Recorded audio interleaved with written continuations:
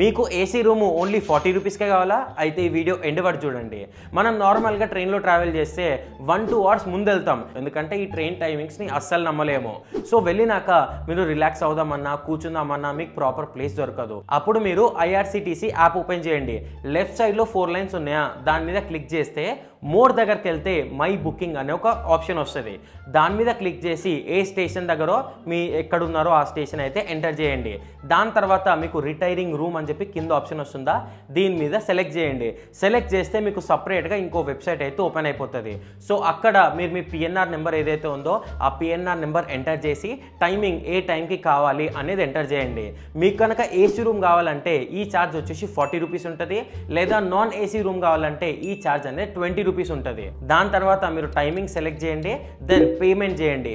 So ఈ విషయం చాలా మందికి అయితే తెలియదు. సో అందుకే ఈ వీడియోని మీ ఫ్రెండ్స్ అండ్ ఫ్యామిలీస్కి షేర్ చేయండి.